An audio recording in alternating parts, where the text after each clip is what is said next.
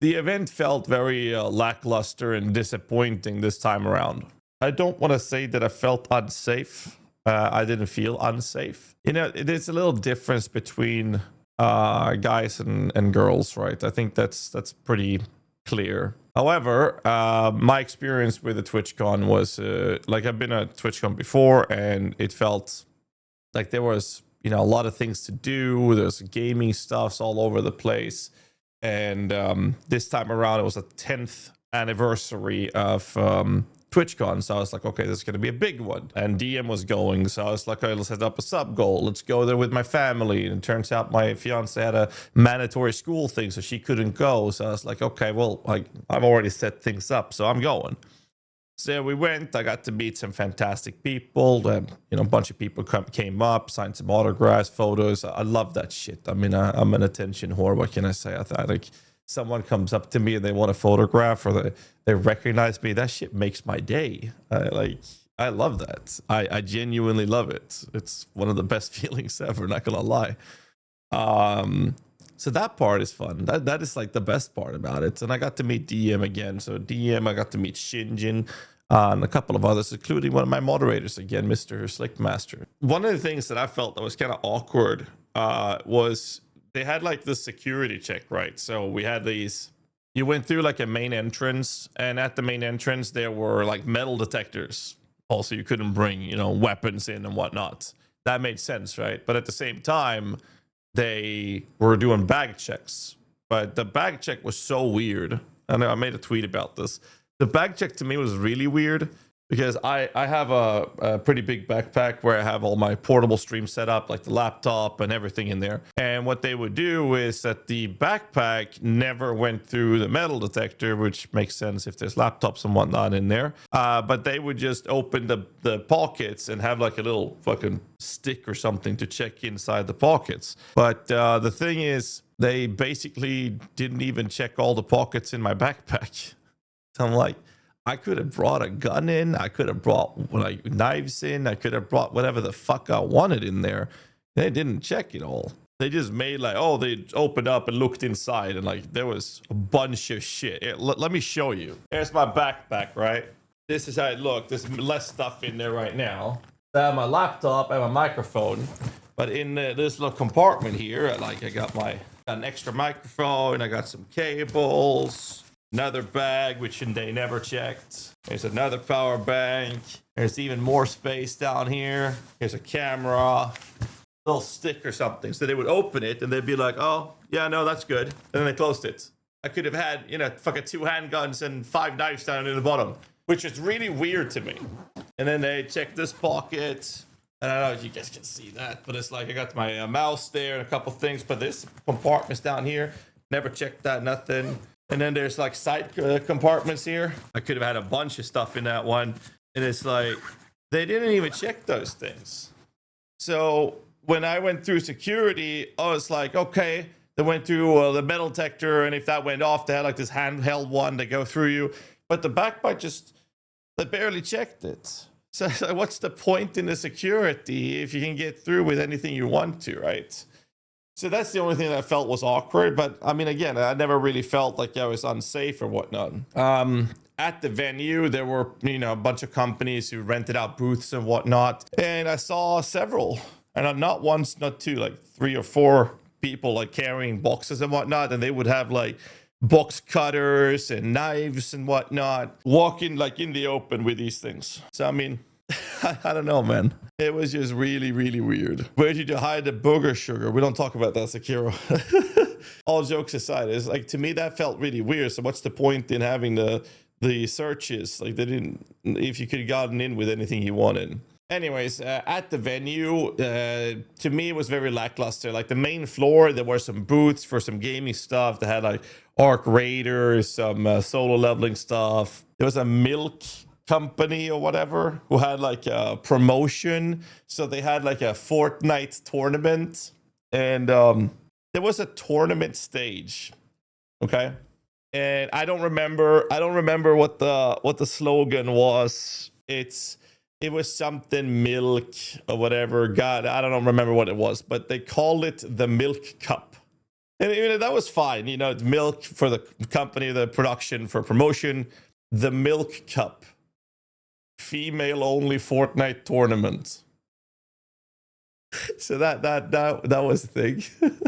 And they had like a pretty big stage. That was pretty cool with the Slam tournament, like the Twitch Rivals thing was pretty cool. Anyways, so that was it, right? And then they had like a meet and greet session, and get to meet some sponsors that I know of, some from the past, like Fractal, for example. We were still sponsoring this stream, for example. And then there was like on the second floor was like a food hall with like a bunch of food vendors and drinks, and mostly just art.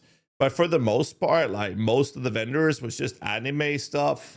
And there was like a booth for IRL streaming equipment, backpacks, handheld devices, and whatnot, camera holders and stuff like that. Like that was kind of like the focus.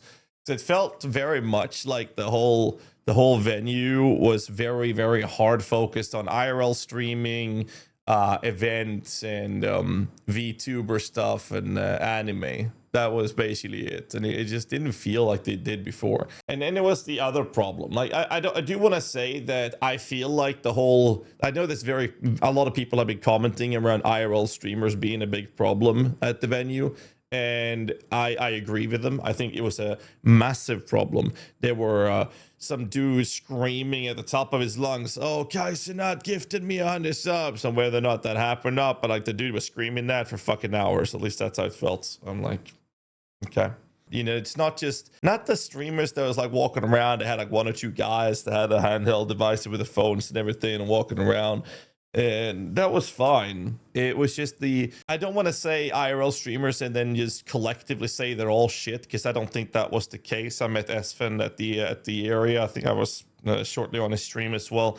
Very respectful, very nice. Like that wasn't at all intrusive or whatnot. I think that, well, then again, Esfen is also, you know, been around the game for a very long time. He's very professional with the way he conducts himself and his team for that matter. So that was nothing like what I'm talking about. I think it's just a couple of bad apples that spoiled the bunch. You know, you usually say that a couple of bad apples don't spoil the bunch, but in this case, that's how it felt. Like it really spoiled a bunch from a couple bad apples. Because I also had another guy who would, because the problem was that you got a camera up in your face no matter where you turned. And, you know, it felt like there was a ton of rage baiting, drama creating, bullshittery for the sake of farming clips. That's kind of how the entire floor felt like. But I also had other IRL streamers. I had one that came up who was doing some interviews with people who had tattoos. So I'm standing there with Shinjin, one of our community members, and my moderator, Slickmaster, and like we're inked the fuck up, right? So we're standing there on the side, and there's a guy coming up. They're not filming me, they're filming him, and he's like standing on the side without having us on camera. And then he politely asked if we'd be interested in having an interview about tattoos.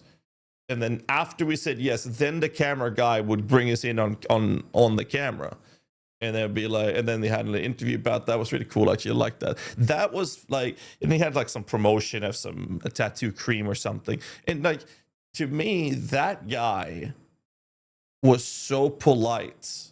And I would have, like, I loved it. I think that was fun. And I like that very much. So that kind of IRL streaming, like him, S-Fan, and a couple of others I saw, not a problem at all with those people at all. I think it was very professional and very, the way they conducted themselves, and was very respectful. That's not the problem. It's just there was a handful of people that spoiled the bad apples, right? And that's kind of how I felt with the event, right? But I mean, taking the streamers aside, it was just 3 hours. We had walked through the entire venue. We basically checked everything out. And we were kind of done with the event on day one. And day one wasn't that many people. Day two, place was packed on the Saturday. It was a lot of people on the Saturday. And then day two, it was like, what are we doing now? So we went there, and it was a lot more people on the Saturday. Met up with some people, went to some after parties and whatnot. But just like last time, it was more of a focus on either you being there with your community, and the fun part didn't happen at the event. The fun part happened after the event, and everything around the event is where the fun's at, and the interesting things to engage with. and not so much the TwitchCon themselves, because the TwitchCon event itself was just a bad excuse to meet up with the community. Like, I hosted a personal community meetup in Copenhagen. When was that? Earlier this year? And that was fantastic. We were a group of people. We had a great time. We went to some escape rooms and shit. That was fun, right? That's kind of what I would have done at a TwitchCon event if we had planned it out and like brought a bunch of community members in. That would have been the fun part, right? But the event itself was like super lackluster. And I mean, for 10-year anniversary, it's just really weird because it didn't really feel about gaming anymore. And then, you know, Clancy was out talking about the focus. Saw some tweets about this, been a hot topic now on Twitter for a while. And it was like the focus on bigger events, IRL streaming, art, music, all of those things. It's just... It's like I made a tweet, but like my tweet here, I said that I miss when Twitch was about gaming and gaming alone. Maybe I'm just too old for these events. Simply not a fan of the trajectory that the site's development is heading. That's kind of how I felt. And for a 10-year anniversary, I expected it to be big and massive, but it wasn't. Nowhere near. So no, I don't have any. I would need a really, really good reason to go to another TwitchCon. So I don't think I'll ever go to another one ever again. That's kind of how I felt. So I believe it was Saturday. I might be wrong, where the whole incident with Emiru happened, which is just wild to me. I mean, I like everyone's making reactions to it and farming content out of it. I don't have any intentions in doing that. I'll bring it up because obviously I'm talking about TwitchCon. I'll talk about it, but I'm not gonna show a bunch of footage and whatnot. It was just very distasteful. For those of you who missed it, the TLDR, from what I've heard and seen so far, Emiru had a personal security guard 2 years ago, who held a stalker in place, waited for security to take this person away from them, and as a result, her security guard got a permanent ban from TwitchCon events. I'm like, okay, there, he's doing his job and then gets permabanned from the event. Like, okay, that's fucking wild. And then the incident that happened this time was a guy walked past several barriers, several security guards, walked straight up to her and sexually assaults her. And Emiru's personal security guard that was there pushed him aside, and then he walks out. And during all of this, there's not a single Twitch staff security at all doing anything. The guy walks out of the event, and the woman that leads Emiru away from this is her personal manager. Again, is her manager. So there's still no TwitchCon staff at all. So another thing to point out, though, this is not to diminish Emiru's situation in any sort of kind of way at all. But what I will point out is that I believe it was last year, Wilder and Nick and MPLOL, they also got fucked up, right? There was a guy who, what was it? Someone who licked his nipple or something. Do you guys remember that? Or for those of you who haven't heard about it, you know why you guys didn't hear about that? Because it didn't blow up. Because apparently essaying dudes is okay. Apparently that's fine. But it's way worse when it happens to a girl. I think it's equally bad. Which is fucking wild to me. Anyways, Twitch didn't make any sort of responses to that at all. But someone recorded the Emiru situation and it blew up, it got viral. And as a result, Twitch decides to make a statement in which they're not even recognizing or they're not even tagging Emiru and using her name, which I understand from a PR perspective is to avoid connecting too much of the SEO to her name. It all makes sense, but it's all about optics at that point. They also said that the person was apprehended directly after, which is a lie. They also said that the person got a permanent suspension, which is also a lie.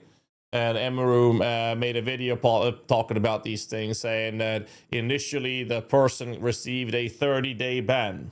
Sexual assault warrants a 30-day ban, apparently. And I was like, what the fuck? And apparently, thank fuck that Emiru has a fantastic manager who is pushing for this. And after that, that was changed to a permaban. But it's like, police? No, Emiru's manager had to deal with that, to make that a thing. I think it's fucking wild. So there were already a lot of streamers or high-profile streamers who boycotted the idea of going there because they didn't feel unsafe. And in Dan Clancy's, in his interview with the YouTuber, I forget her name, Lawrence or something, he's basically saying something in the lines of, hey, you as a streamer are in charge of what kind of community you're building or curating, essentially saying that basically he was saying that Emiru is creating an environment in our community that attracts I don't know, mental health disordered lonely simps is basically what he was saying. Now, I'm not going to go in an argument that what kind of content she makes, and let's just pretend that that is the case, that she is indeed attracting that kind of clientele, if you will. Does it matter? She was at the Twitchcon event. Twitchcon is then responsible for the security, no matter what kind of community any of the streamers are building. It doesn't matter. This shit is not okay. Doesn't matter at all what kind of community we're building. It has nothing to do with it. Anyway, I don't want to talk too much about it. I just want to point out how fucked up this whole situation is. And there were already a lot of high-profile streamers who've already boycotted this entire situation, right? We're going to TwitchCon. And what will happen for the next TwitchCon? Even fewer people will want to go to these events now. And I mean, people like me, Darth, and many others who are like, we haven't really been wanting to go for a long time to these events. We come up to like this 10-year anniversary thing, and all of this shit happens. I'm just confused with the whole situation. Either way, my conclusion to this whole situation is that I'm happy that Emiru is fine. I'm also happy that MP and Wilder are, at least physically fine from what happened to them last time. But I mean, there's no stopping this. It's just a consistent basis of shit going on, and I have no interest in going to TwitchCon ever again. It was just wild to me. So anyway, Sunday, DM did some play tests with some RuneScape stuff, and I was like, just gonna go out and have some drinks, had a good time with the friends, and then on the Sunday, my moderator showed up as well, and the three of us, we were like, there's nothing for us to do at the event. It's like so lackluster, and I was so upset because I missed Arc Raiders last open beta, and missed it for this one because we were again at TwitchCon now. So on the Sunday, we're like, fuck this. We drove to an internet cafe, and then we played Arc Raiders for 6 hours at an internet cafe during a TwitchCon event, and that was very fun. I had a lot of fun doing that. So that's what I did on the Sunday. And then in the evening we had some food and whatnot. Priorities, bro. I'm just a gamer. What do you want me to say? I had a really good time doing that. Like me, Brian, Mr. Shinjin, you guys know of him, and fucking my Slick Master, my mod. We were like sitting there fucking gaming for 6 hours. We had a lot of fun doing that. Anyways, Monday we had lunch with DM before he flew home. Then Brian flew home, and then I downloaded Warcraft 3 on my laptop, and I played some games and watched a movie before flying home on Tuesday morning. Anyways, I don't really have much else to add. I just wanted to give you like a recap of my TwitchCon adventures, which was basically non-existent. It was very lackluster. A lot of weird shit happening. I don't know what they need to do for me to be ever be interested in going to a TwitchCon event again. But it has to be something massive, because as of right now, I have zero intentions on ever going to another TwitchCon event. Maybe I'm too old for this shit, but there it is.